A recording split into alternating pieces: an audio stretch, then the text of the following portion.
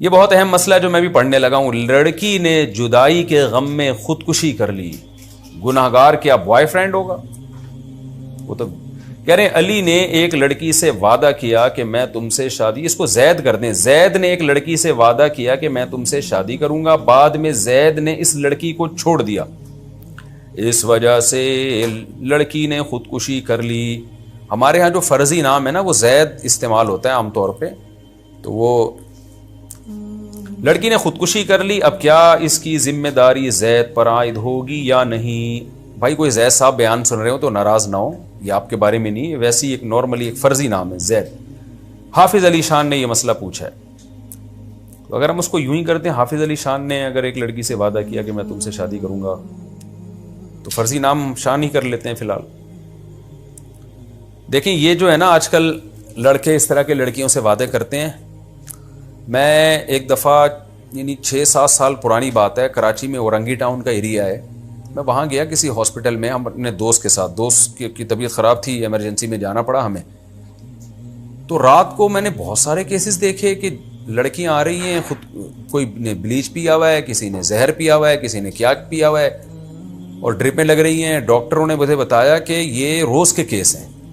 मैंने कहा ये कहानी क्या है? उन्होंने कहा ये लड़कियां खुदकुशियां करती हैं, फिर इधर आती हैं, जो बच गई, जो मर गई। मैंने कहा ये कर क्यों रही हैं? तो उन्होंने बताया कि जी ये औरंगी टाउन ज़ाहिर है ज़रा गरीब सा इलाका, बहुत ज़्यादा मालदार नहीं है, गरीब तो नहीं लेकिन बहुत पोश एरिया भी नहीं है। उन्होंने बताया कि बड़े बड़े इलाकों के जो मालदार लड़के हैं लड़कियों से दोस्तियाँ करते हैं, पैसे देते हैं, इनको लारे रप्पे देते हैं, शादियों की लालच देते हैं, फिर उनको यूज़ करते हैं, और इन लड़कियों के माँ बाप को पता भी नहीं होता कि हमारी बच्चियाँ कहाँ जा रही हैं, क्या कर रही हैं। वो समझ रहे होते हैं कि यूनिवर्सिटी जा रही है लड़की, कॉलेज जा रही है, और लड़के इस तरह इस्तेमाल करते करते जब दिल भर जाता है तो उनको रिजेक्ट कर देते हैं, मुस्तरद कर देते हैं, फिर दूसरी लड़की से दिल लगाते हैं। तो नतीजे में वो लड़की टेंशन डिप्रेशन में जाके ये करती है जो यहाँ कर रही है। ये बात है 7-8 साल, बल्कि इससे भी ज़्यादा, मेरा ख्याल है इस बात को, सॉरी मैं सही बताऊँ तो कम से कम 10 साल हो गए होंगे इस बात को। तो उस वक्त हमने सोचा देखो मुआशरा कहाँ जा रहा है, माँ बाप को पता भी नहीं होता क्या हो रहा है। तो इसमें गुनाह उस शख्स को भी होगा जिसने हराम दोस्ती लगाई और झूठे शादी के लारे रप्पे दिए, वादे किए, और उस लड़की को भी होगा जिसने खुदकुशी की है। नबी सल्लल्लाहु अलैहि वसल्लम ने फरमाया कि खुदकुशी करने वाला जिस तरह अपने आप को मारेगा ना, क़यामत तक कब्र में इसी तरह अजाब होगा उसको। जिसने अपने आप को जला के मारा, कब्र में अल्लाह आग पैदा करेगा और क़यामत तक जलता रहेगा उसी आग में। जिसने अपने आप को पहाड़ से गिरा के मारा, तो अल्लाह उसके लिए बरज़ख में पहाड़ कायम करेंगे जिससे गिरा के अपने आप को मारता रहेगा वो। तो जो लड़कियां ब्लीच पी रही हैं या कोई जहर खा के मर रही हैं, तो मरने के बाद ये ना समझें कि वो सुकून में आ जाएंगी, बल्कि बरज़ख में इसी तरह उसको जिंदगी दी जाएगी और उसे कहा जाएगा दोबारा पिए जहर, और वही तकलीफ दोबारा बर्दाश्त कर। इंतहाई बदतरीन, गलीज और खबीस मौत है खुदकुशी करके मरना। और किस चीज़ पे खुदकुशी की है? एक मुर्दार पे जो तुम्हें धोखा दे गया, वो बेगैरत आदमी, और जो है ना कोई इंसान माँ बाप के गम में मरता है, कोई मुल्क के लिए मरता है, ये अच्छी मौतें हैं। बाप के लिए जान कुर्बान कर दी, माँ के लिए जान कुर्बान कर दी, सब तारीफ करेंगे माशाल्लाह जी, अपने बाप से वफा की, उसकी ज़िंदगी बचाने के लिए अपने आप को कुर्बान कर दिया। माँ से वफा की है, उसकी ज़िंदगी बचाने के लिए अपने आप को कुर्बान कर दिया। मुल्क से वफा की है, वतन से मोहब्बत की है, और उसके दिफा में उसकी अपनी कौम के लिए अपनी जान कुर्बान कर दी। अच्छा लगेगा, अप्रिशिएट करेंगे लोग।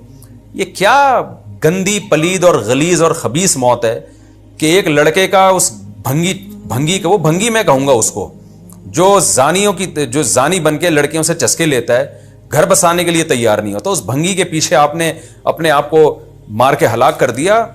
कितनी गंदी मौत है। यानी अल्लाह के सामने कैसे खड़े होंगे? एक तो खुदकुशी की, ऊपर से अल्लाह कहेगा मरा किस पे है तू। मर्द भी ऐसे ही कर रहे होते हैं, लड़कियों के पीछे मर रहे होते हैं। तो लड़कियां ज्यादा मर रही हैं आजकल, लड़के कम मर रहे हैं। लड़कों के तो चस्के हैं। जब औरत आजाद होती है तो मजे तो मर्दों के होते हैं, उसके पास बहुत ऑप्शन है, वो भी है, उधर दफ्तर में भी बैठी हुई आके जॉब कर रही है साथ में, और वहां भी है, उसके मर्द के मजे हैं। जितनी औरत आजाद होगी ना, मर्दों के चस्के और मजे। ये तो यूरोप ने जो एक लेबल लगाया है ना, या मगरिबी दुनिया ने जो लेबल लगाया है कि औरत को आज़ाद करो, तो मकसद औरत की आज़ादी, लेबल औरत की आज़ादी है, मकसद उसके पीछे जो छुपा हुआ है वो मर्दों की अय्याशी है।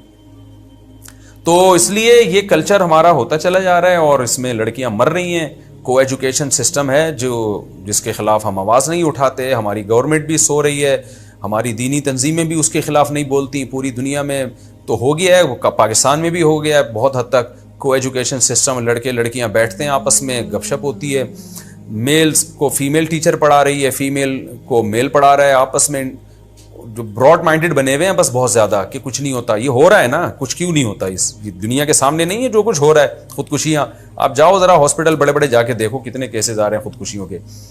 तो इसलिए को एजुकेशन सिस्टम के खिलाफ हमें आवाज़ उठानी चाहिए। माँ बाप को चाहिए बच्चियों की, बेटों की शादियाँ जल्दी कर दिया करें, अल्लाह पे एतमाद करें, तवक्कुल करें। और फिर भी ये सब कुछ नहीं होता तो लड़कियों को चाहिए खुदारा ना करें ये काम, अपने आप को इस अजाब से बचाएं। मैं तभी बार बार चीख रहा हूं, कई सालों से चीख रहा हूं, लोग मेरी बात को सीरियस नहीं लेते। मैं कई सालों से चीख रहा हूं कि अच्छे लड़के मार्केट में शार्ट हैं। वो लड़के जो बीवी बना के घर बसाने के लिए तैयार हो, खुदा की कसम उनकी चौथी बीवी बन जाओ।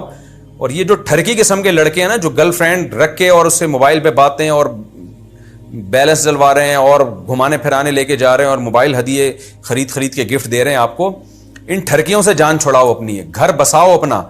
ये बॉयफ्रेंड का कल्चर ये हमने यूरोप और इंडिया से हम सीख रहे हैं। तो ये बहुत ही डेंजरस कल्चर है। इसमें जवानी के थोड़े दिन के चस्के और मजे हैं, जब लड़की का बुढ़ापा खूब समझ लें। लड़कियां मेरी बात सुन के बहुत नाराज होती हैं, लेकिन ये ग्राउंड रियलिटी है। लड़की पे बुढ़ापा जल्दी आता है, वो जल्दी बूढ़ी होती है, मर्द बहुत देर तक जवान रहता है। तो मर्दों के चस्के जल्दी खत्म नहीं होते। लड़कियां तो आपकी थोड़ी सी एज ढलकी तो लड़के लिफ्ट कराना छोड़ देंगे आपको, फिर आप डिप्रेशन में जाओगी।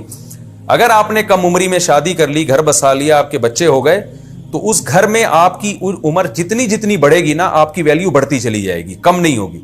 मैरिड औरत की उम्र जैसे बढ़ती है, घर में उसकी वैल्यू कम होने के बजाय बढ़ती है। अनमैरिड लड़की, उसकी उम्र जैसे जैसे बढ़ेगी, उसकी वैल्यू बढ़ने के बजाय कम होना शुरू हो जाएगी। ये ग्राउंड रियलिटी, एक हकीकत है जिसको हम समझाने की कोशिश कर रहे हैं। तो आप यूरोप और अमेरिका की लड़कियों से मुतासिर ना हो। ये जो मीडिया पे आ रही हैं वो कुछ और है, जो हकीकी जिंदगी है वो कुछ और है। हकीकी जिंदगी हमने भी थोड़ी बहुत देखी, आप भी जाके देख लें। जैसे जैसे लड़की की उम्र बढ़ती है ना, तो माशरे में उसकी वैल्यू खत्म होना शुरू हो जाती है।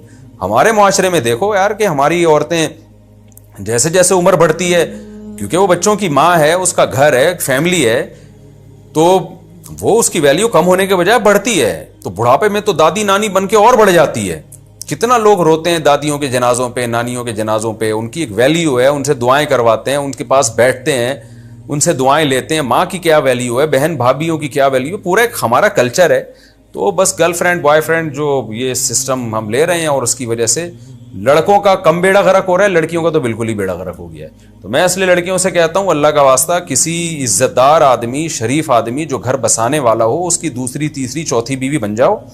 और ये जो बेगैरत किस्म के, कमीने किस्म के लड़के आपसे दोस्तियां लगा रहे हैं और लारे रप्पे दे रहे हैं कि अगले साल शादी करूंगा, 2 साल बाद, ये झूठ बोल रहा है, बकवास कर रहा है। इसमें दम होता या अभी शादी करता। मेरे पास आते हैं लोग इस तरह के केस कि जी वो लड़कियां कहती हैं, वो मुझे कह रहे हैं मैं 2 साल बाद शादी करूंगा, मेरे पेरेंट्स मान नहीं रहे। मैंने कहा जो मखंचू तुमसे शादी करने में अपने खानदान से नहीं लड़ सकता, वो तुमसे निभा क्या करेगा बाद में। तो निभा इस जमाने में घर बसाना आसान काम थोड़ी है। जो अपने खानदान से तुमसे शादी में नहीं लड़ सकता, कह रहे मेरी अम्मी मानेंगी, मेरी नानी और मेरे मामू आए हुए हैं, तो मेरे चचा आए हुए हैं, तो मेरी फलानी आई हुई है, तो वो जब मान जाएंगी तो मैं शादी करूंगा। इसका मतलब इसमें दम नहीं है। दम होता तो शादी करके बताता, हो गई है, जिसने जो उखाड़ना है उखाड़ ले। तो इसलिए मैं बार बार लड़कियों से कहता हूं, ये कॉलेज यूनिवर्सिटियों की लड़कियों से, कि आप कोई बंदा, इंसान का बच्चा हो ना, जो वो घर बसा रहा हो। कोई भी आपको प्रपोज करता है, आप जैसे ही प्रपोजल आए ना आपके लिए, फौरन आप कहें भाई शादी करने के लिए एग्री हो या नहीं हो। वो कहे हाँ तो भाई भेजो अपने अब्बा अम्मा को। इसके बाद वो ईरान तुरान शुरू कर दे, बोले उसको लानत का वो बना के उस पर भेजें। ये मुझे गुस्सा इसलिए आ रहा है कि हमने बहुत लड़कियों की जिंदगियां तबाह बर्बाद होते हुए अपनी आंखों से देखी हैं। इसलिए ये मैं अपने जज्बात को शेयर करने की कोशिश कर रहा हूं। उसको लानत भेजें, बोला आइंदा तूने राब्ता भी किया ना तो देख मैं क्या करती हूं। जो आपको अल्लाह ने वसाइल दिए हैं वो इख्तियार करें आप। और अगर कोई इज्जतदार आदमी है, वो आपको अगर प्रपोजल भेजता है, तो आप उसको बोलें भाई ये निकाह अगर करते हो तो ठीक है, पहले तफ्तीश करें इंसान का बच्चा है भी या नहीं है। हर आदमी इस काबिल भी नहीं होता कि निकाह करें। और अगर वो राजी हो जाता है और कह रहे मेरी अम्मी और मेरे चाचू, इसका मतलब इसमें दम नहीं है, ये नहीं रख सकता, तो दम वाले से कर लें।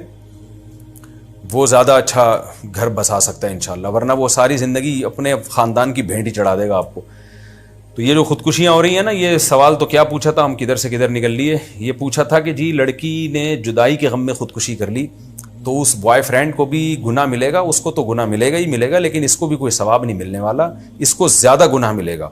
वो जरिया बना है, की तो इसने है ना खुद, तो उसको इसका तो गुनाह मिलेगा, उसने मुआहदा करके तोड़ा क्यों।